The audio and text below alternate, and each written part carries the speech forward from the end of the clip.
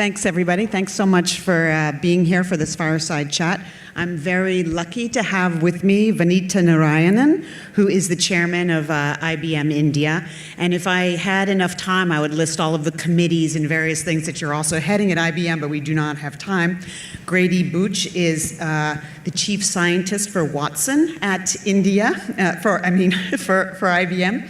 And he is famous for having invented the unified modeling language.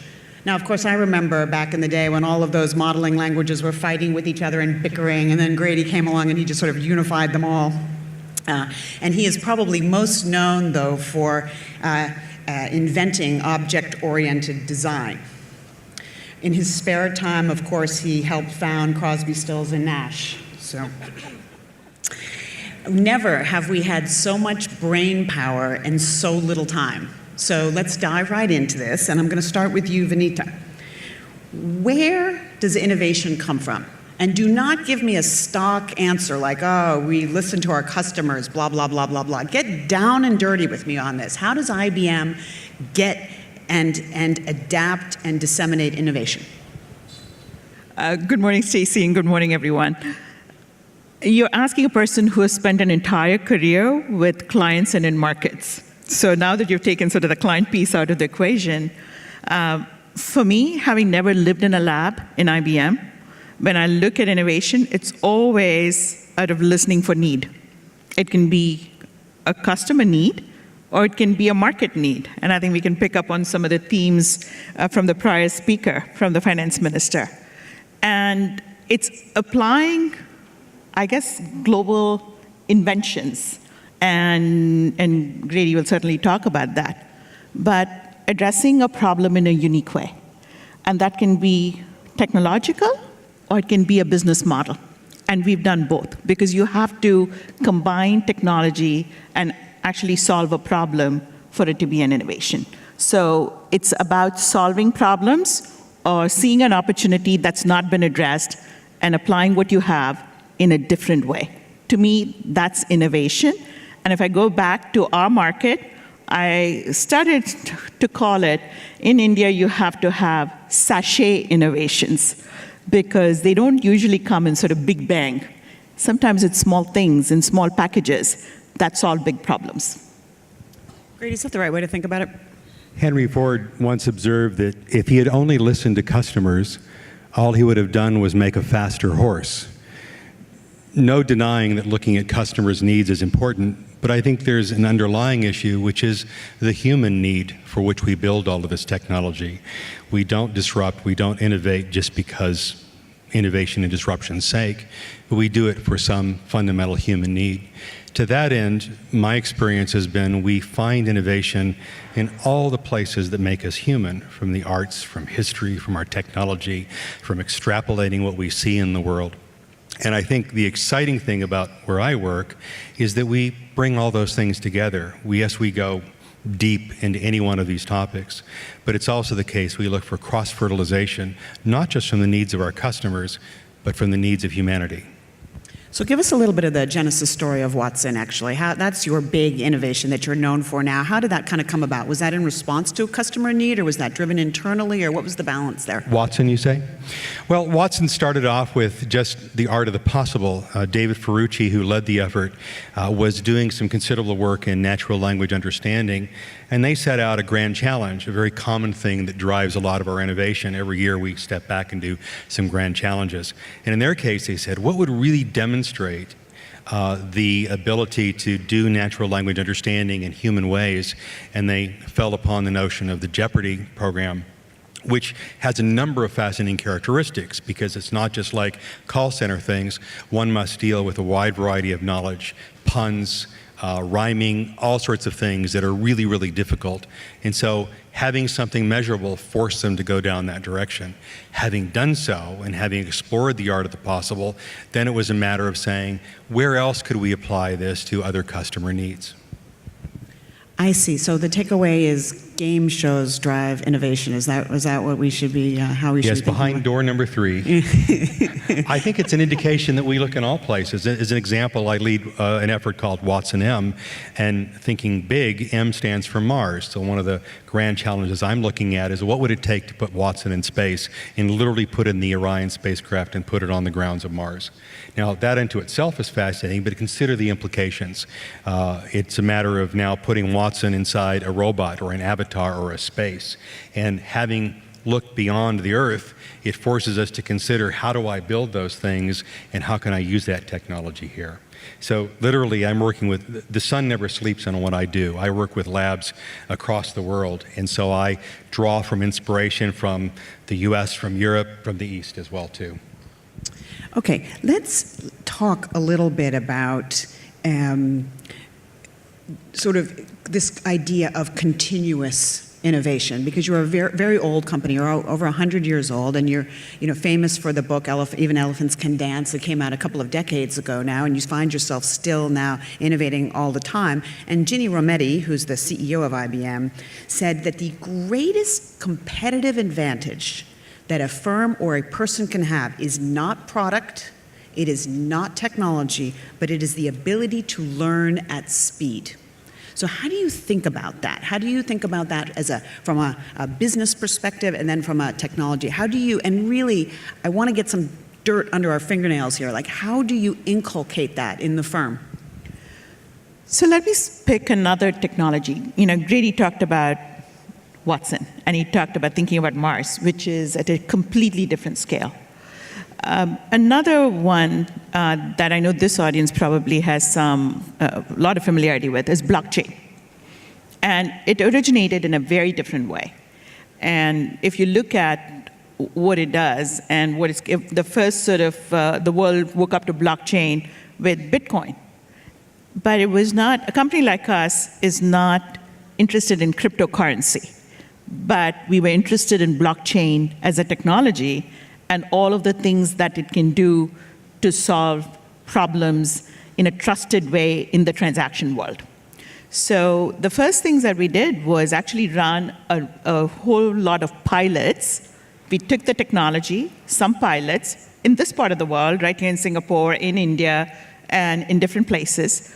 We took our IBM Global Finance ledger and put it on a shadow ledger on blockchain. We had our labs build 40,000 lines of code and put it in open source, because you can't do transactions in isolation and automate processes in isolation.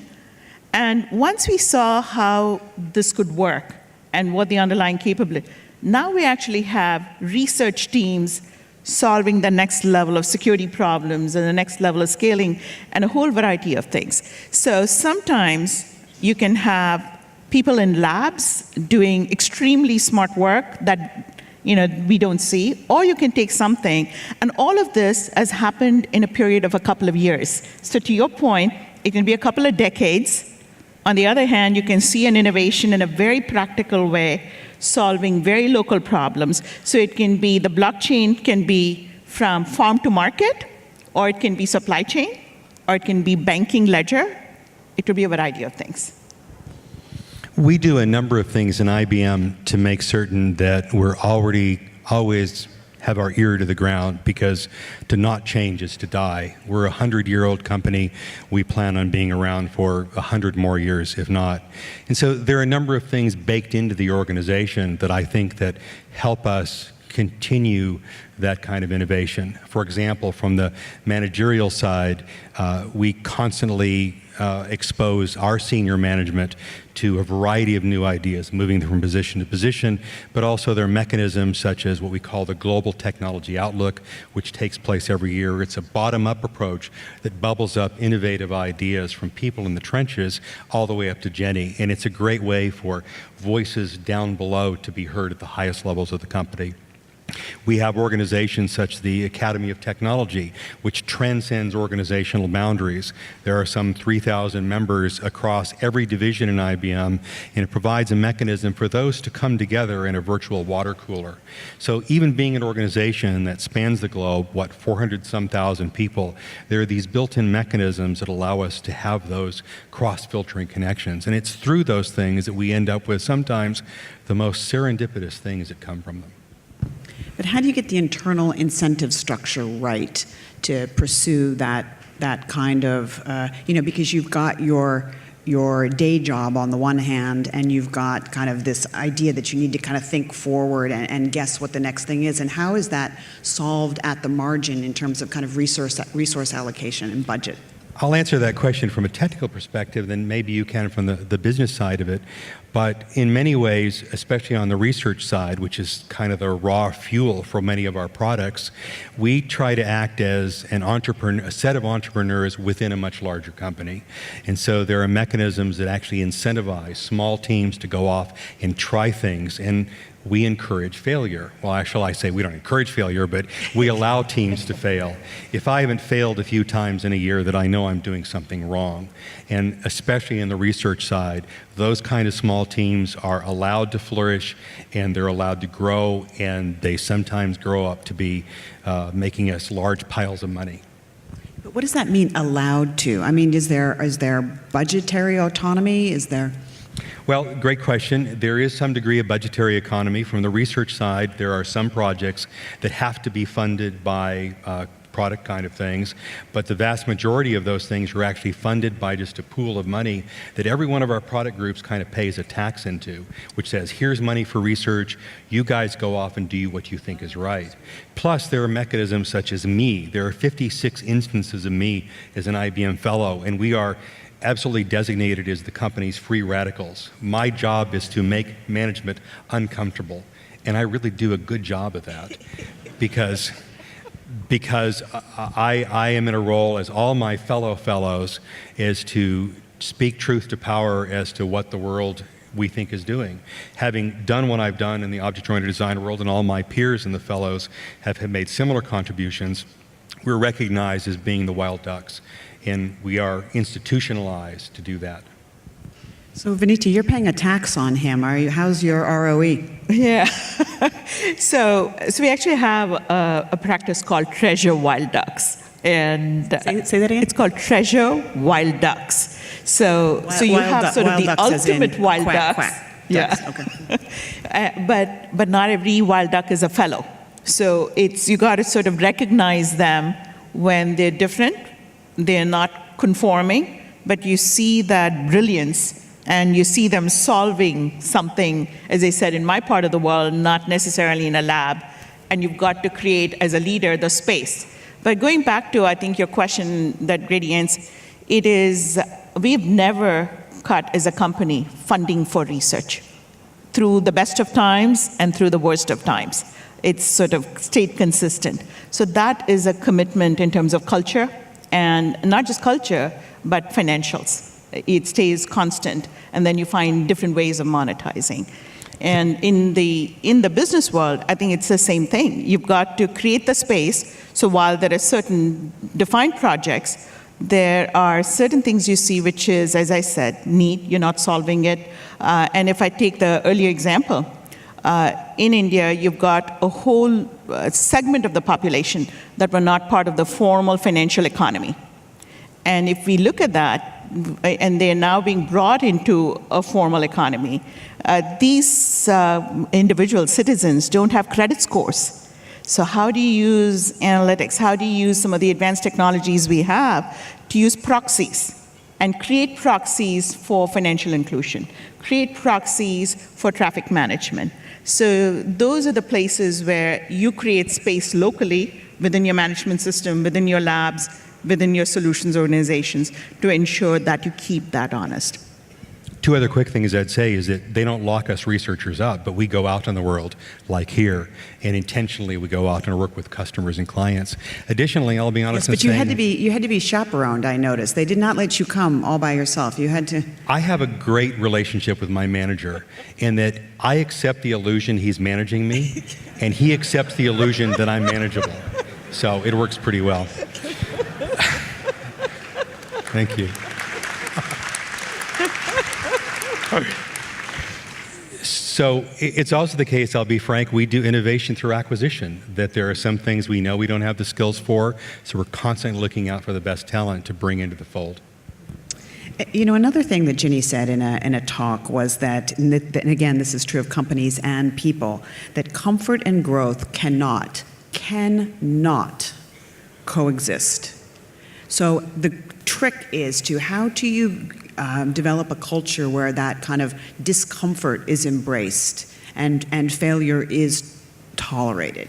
And so can we just dig a little bit more into that in terms of, and tell us not just kind of good stories, but also bad stories. I mean, when do you pull the plug on something, and how do you make those decisions, and how do you make sure that your workforce wakes up every day ready to embrace discomfort?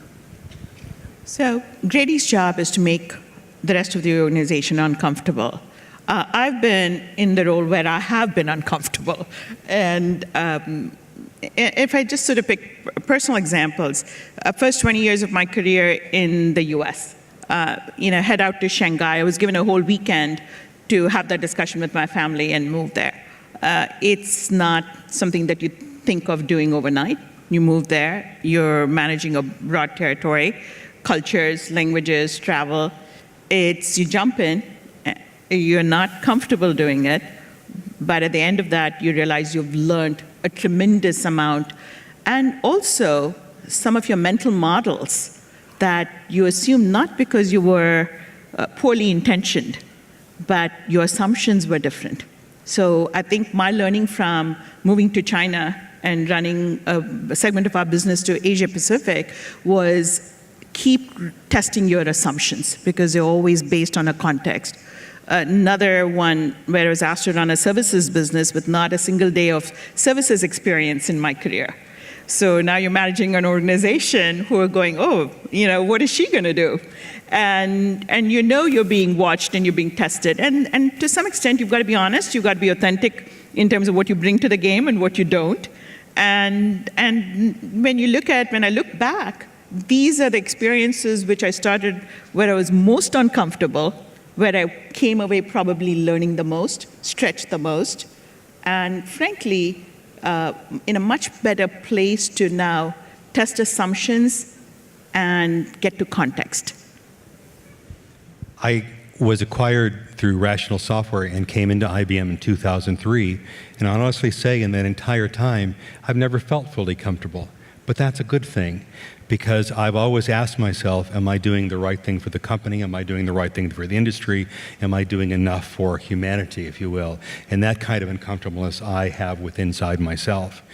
For the first decade or so inside IBM, I mostly worked with customers, helping them architect really massive global scale systems, and then came over to research. In Simpson's research, I honestly could say I failed more times than I have succeeded, because we'll try some things, technically it's a dead end, business-wise it's a dead end, and that's okay. And that makes me feel a good kind of uncomfortable, because it says to me, I'm at least trying some things, and like Edison said in his invention of the light bulb, he now knows 10,000 ways that don't work, and so it's reduced the solution space. So I am also not uncomfortable, not ever comfortable, and that's a good thing.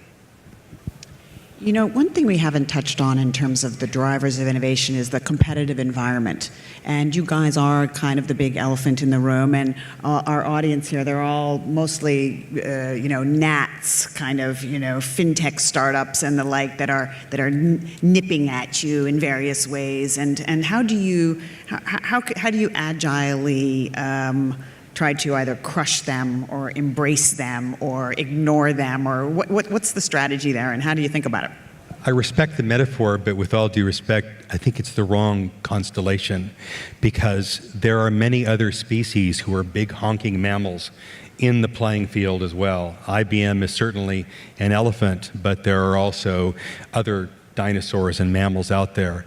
And as for the gnats, I never view a customer like that, but rather say it is important that there be a vibrant ecosystem where all of this fits. And so having this ecosystem where it's not just one dominant thing and all the others around it, but rather we are so interdependent with one another, and indeed in this time and day, even more so than any other time in the time of computing. So I think it's not a matter of, it's not a zero-sum game. It's not if we win and others lose. It's a win-win. Let's try to build products. Let's try to be in the ecosystem in a way where we all lift the tide for all of humanity. I think I saw a picture once, Staci, that made this come alive for me. In the world of technology, in the world that we've lived in, one can say there was a time when the world looked like orderly plantations, scale, and there's an order to it. Today, the world increasingly looks like a rainforest. And there are these innumerable things in that ecosystem that are big and small, that are equally important to that well-being and sustaining and the growing of that. So I think it's more important anymore not to think in terms of big and small, but in terms of relevance to that ecosystem, that critical role that you play. So just because you're small and you're agile doesn't make you successful. You got to be agile with purpose and understand the context you're working in. And just because you're big, you don't have dominance, because something small that disappears in that ecosystem could completely unroot you. And I think that's for all of us, and you're seeing this with the maturing of the ecosystem as well, in this new sort of order of a digital world and a world that is interconnected. And I think we are getting comfortable with that and embracing it more than either or. And more importantly, you don't necessarily know or name every person in your ecosystem, but there's a role that's played.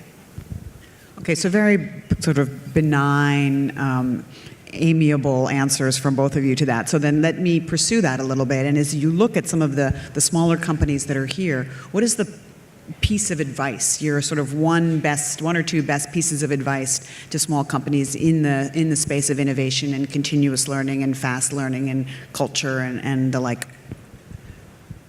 So let me sort of take a crack at that.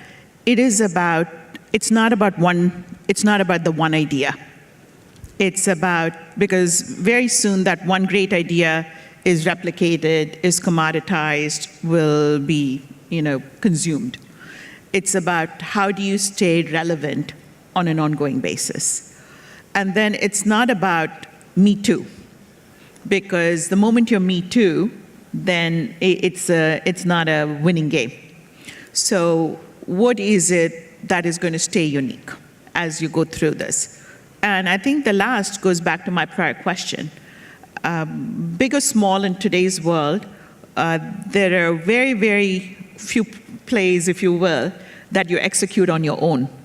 So you look for that set of relationships and that set of complementary, and sometimes there can be the conflicting, but that's where the maturity comes in to step back. How do the 1 + 1 do become? So I know it sounds amiable as an answer, because conceptually it is logical, but it's not easy to execute. Okay, but what's the one sentence piece of advice there? Constantly challenge yourself and don't dismiss any idea. Okay.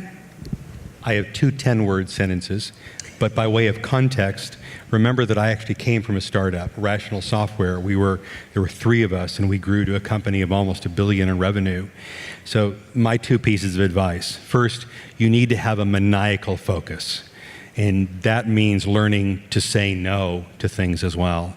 And second, you need to be focused upon what the greater good is, meaning you're not doing this just because you want to make piles of money from an IPO. The minute somebody says they're doing that to me, then I eschew them and walk away from them. They don't have the right heart.